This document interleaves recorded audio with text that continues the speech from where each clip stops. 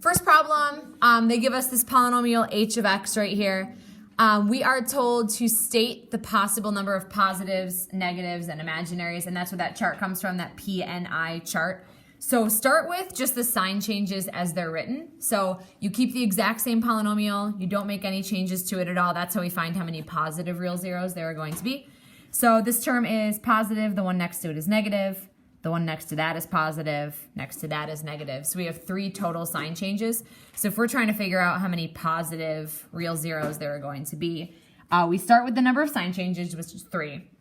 And then the rule, remember the way it was worded in the notes was super strange, but it said the number of sign changes or less than that by an even number. So if we start with 3 sign changes, it would be 3 or what?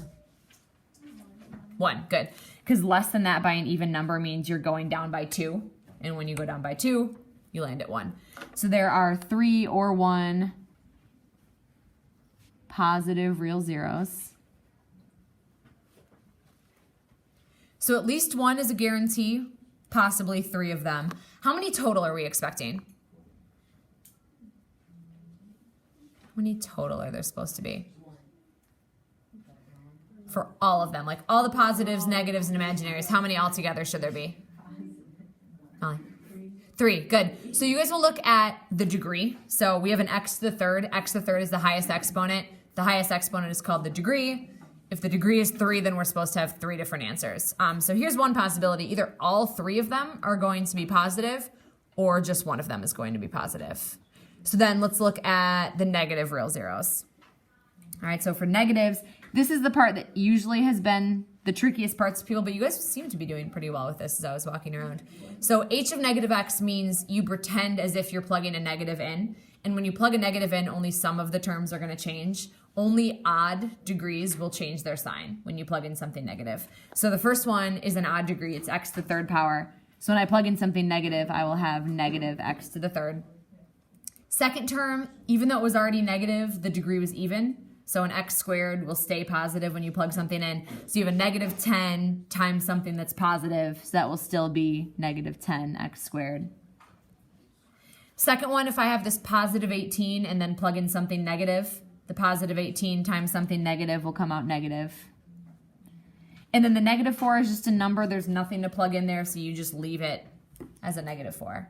Okay, so summary, odd degrees will flip their sign. Even degrees and plain old numbers will keep their sign.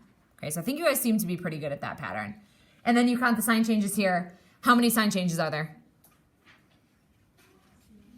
0. Every single one of those terms is negative. So you've got negative next to a negative, etc. There are no sign changes here. So that just means there are 0 negative answers.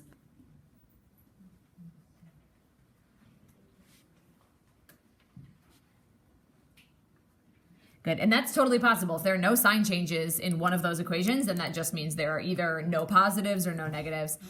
So we said it's possible that all 3 of them are positive. What if only one of them is positive? Then what are the other 2? Imaginary, good. So we can use that to set up our chart. So how many positives, how many negatives, how many imaginaries?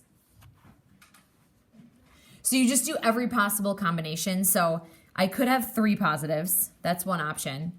The only option is that I have 0 negatives. So that column's always going to be a 0. And then we said our total number had to be 3. So between the positives and negatives, I already have all 3 of them covered. So that means that none of them would be imaginaries in that scenario. It's also possible that only one of my answers is a positive real 0. So we put that in the positive column.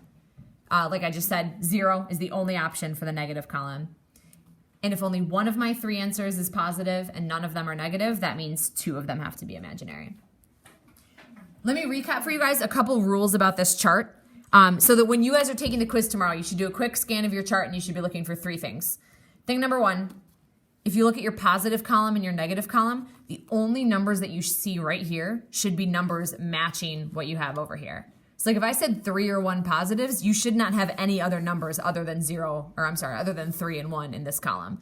If I said 0 negatives, you should not have any other numbers in this column other than 0. Okay, that's one thing to look at. Second thing to look at is that as you go across the rows, they're adding up to the right number. So if you add 3 plus 0 plus 0, you get 3. 1 plus 0 plus 2, you get 3. And that's the degree that you have right here. So they should always be adding not necessarily to 3, but whatever the degree is for your function. And the third rule is that the imaginary column should always be even. If you ever see an odd number in your imaginary column, you did something wrong. You might have the wrong degree. You might have had the wrong values in one of these columns. Okay, any questions on how to do something like part A? No? Good. Okay, that looks pretty good as I was walking around, so hopefully you guys will be good on that tomorrow. The possible rational zeros of the function, that's the P and Q thing. So the factors of P, factors of Q. So factors of P, P is your ending number right here. It doesn't matter if it's positive or negative. You just look at the number itself. So the number is 4. Again, it does not matter that it's negative 4. The factors of 4 are 1 and 2 and 4. Even though 4 is 2 times 2, you don't have to write the 2 twice. You're just listing out the factors. So 1 and 2 and 4 are the only numbers that divide into it. Q is your leading coefficient. So the leading term is the x cubed. You're not using the 3, you're using the 1. Technically, there's a 1 in front of that x cubed, and the only factor of 1 is 1. Okay, so you list all your different factors, and then the P over Q is what gives you all the possibilities. So you use these in the numerator, you use these as the denominator. I'm gonna write the plus or minus just because technically you're always supposed to have that. However, in our example, none of them are gonna be negative because we found that out here in the first step. So technically, if you just write plus for this question, it would be correct, but almost every time it's possible that you could have positive or negative answers. So 1 divided by 1, 2 divided by 1, 4 divided by 1. So those are our options. So technically, we only have 3 options. Like even though these are 6 different values here, we only have 3 different options because only positive answers are what we're expecting. So either 1 or 2 or 4 is going to work. So this is your answer for part B. Questions on that problem? Okay, so let's start guessing. We're only guessing positives here. There is no point in us guessing negatives because this tells us we're not going to get any. So that would be a waste of our time to look at -1 or -2 or -4. So we're going to only start with the positives. We're guaranteed that at least one of them is positive, possibly all 3 of them. All right, so we'll check 1 first. So you put +1 in your little box. Another common misconception that I see, when you're writing down the coefficients, it has to be these coefficients from the original, never ever these coefficients. Okay, so these coefficients are used for this step and this step only. You will never come back and use this equation. You're always coming back and using this original equation. So my coefficients would be 1x to the third, -10x squared, 18x, and then -4. Okay, so you go through and test the 1. I think you guys are pretty good at this by now with the synthetic substitution. So the 1 goes down to the bottom, and then I multiply this one here times this one here, and I get 1. These 2 numbers add up to a -9. Then I multiply this -9 by this 1, and I get -9. These 2 numbers add up to a +9. 9 times 1 would be 9, and then these 2 numbers add up to 5. 5 is not 0, which means 1 was not my answer. Okay, so if 1 is not my answer, then I move on to the next possibility, which is 2. And we repeat the exact same process with the exact same coefficients. So 1, -10, 18, and -4. So now go through this process. 1 comes down to the bottom. 1 gets multiplied by the 2 in the box. We get 2. These 2 numbers add up to -8. -8 times 2 would be -16. These 2 add up to +2. And then 2 times 2 does give us 4, which ends up giving us 0 in the last step. Okay, so 2 is one of our answers. So I would start making a list like we've got x equals 2 is one of our answers. And that's the one positive that we are guaranteed. So potentially the other 2 could be positive real answers, but they also might be negative. All right, I'm sorry, they also might be imaginary. Those are our options. All right, remember these turn into the coefficients for a new polynomial. And we walked through this the last couple days. This ending number is always the remainder, and our remainder is 0, which means it's a normal polynomial. The number next to it is a constant. This is the first degree, this is the second degree. And then if you have any more coefficients, you just keep labeling them. All right, so this 1 is attached to x to the second, -8 is attached to x to the first, and then 2 is our constant. Okay, so if we're looking for the zeros, that means we want to take this polynomial and set it equal to 0. I think most of you guys figured this out, but I know there was a little bit of a struggle when you guys first came across this part. It doesn't factor, because normally what you'd be looking at is what multiplies to 2 and adds to -8. There is nothing that multiplies to 2 and adds to -8. So what's the backup plan if something does not factor? Quadratic formula. Good. So let me write the formula itself just so you guys know this for tomorrow. Did you guys catch my hint there? Just so you know it for tomorrow. Should I wink? Like, would that help? Know this for tomorrow. Okay, so negative b. B is already negative. So a negative -8 would be 8. Plus or minus square root of b squared means I'm squaring the -8. So when I square the -8, it comes out to positive 64. Minus, and then 4 times a times c. A is technically a 1. If it's just an x squared, that means you've got a 1 out front. So 4 times 1 times 2 would be 8. And then all of that over 2a. And again, a is just 1, so 2a would be 2. So start simplifying this up. Be really careful. You can't divide things by 2 that are underneath the square root. Like, a lot of people try to start dividing things by 2, but these are underneath the square root, so you're not able to do that. So the 8 plus or minus, this ends up being the square root of 56, which I can simplify a little bit. 56 is a multiple of 4, and 4 is a perfect square root. So I can take out the 4. So square root of 4 is 2, and then I'm left with 14. That's kind of a lesser known multiple, but 56 is 4 times 14. 4 is a perfect square, 14 is not.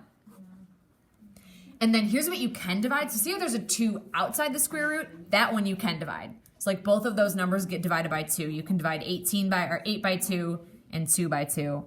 So 8 divided by 2 is 4, and then plus or minus, then the 2 gets divided by 2, and all I have left is the 14. So these numbers, even though it might not necessarily look like it, these two numbers are actually positive real numbers. Tell me that the square root of 14. Can you guys think of the number that it would be closest to? Square root of 14. Because it doesn't come out even, but you should be able to tell me what whole number it would be closest to.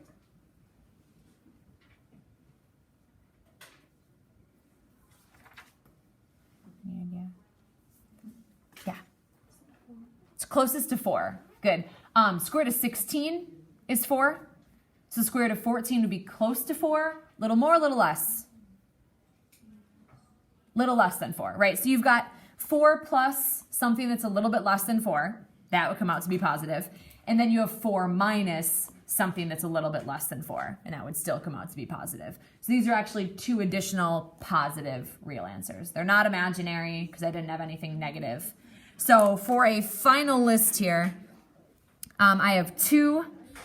I have 4 plus the square root of 14, and then I have 4 minus the square root of 14. And those are all 3 of my answers. All 3 of them turned out to be positive real answers.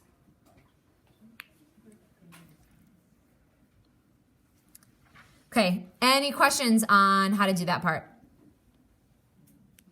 No? Okay, so take a look at the second question. So writing a polynomial function, it means you've got those factors. So in parentheses, you should always have x minus whatever the factor is. So x minus -1, x minus 4, x minus 3i.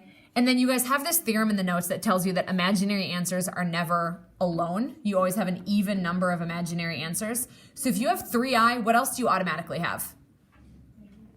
-3i. Good. So add that to your list. We automatically have a -3i. That's called the conjugate of positive 3i. And so then we can add that in too. So this would be x plus 3i. Any questions on the setup before I start foiling everything out? No? Okay. So we're going to foil the first 2 together, get an answer for that. Foil the second 2 together, get an answer for that, and then foil both of those new ones together. So this one, these 2, this is just normal foiling, right? So x times x would be x squared. Outside would be x times -4. Inside is just 1 times x.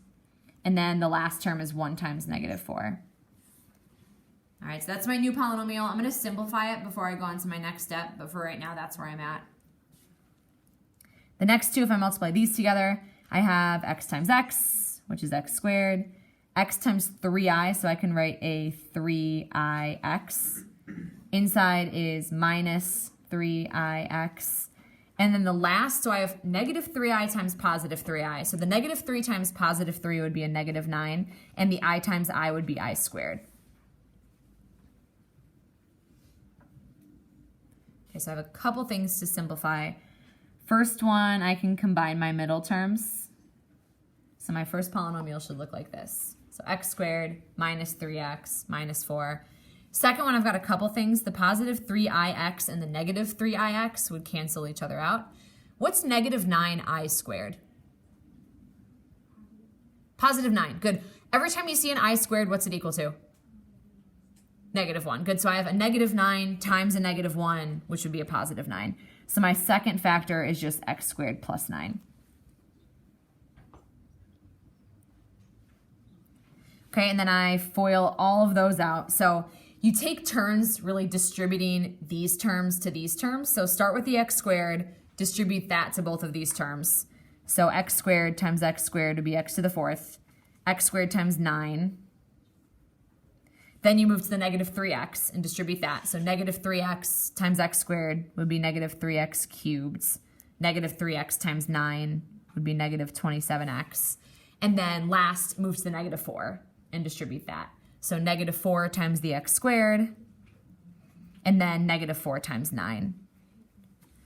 So I really just have x squared. So those are the only things that I can combine up to get my final answer. So I have just that 1x to the 4th minus 3x to the 3rd. The x squareds, I have positive 9 and negative 4, so plus 5x squared minus 27x minus 36. So that whole string